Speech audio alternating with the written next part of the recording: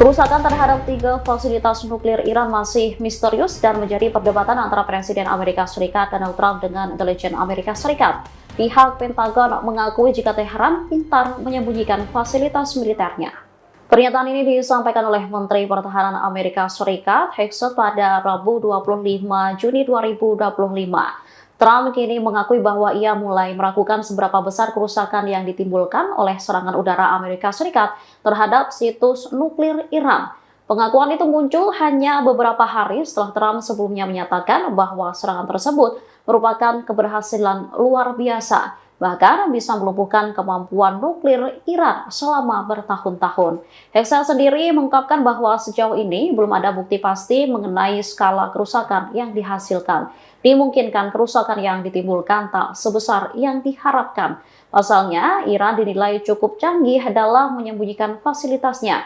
Diketahui situs-situs nuklir Iran seperti Fordo dikenal berada di dalam gunung. Bahkan fasilitas nuklir mereka memiliki perlindungan berlapis.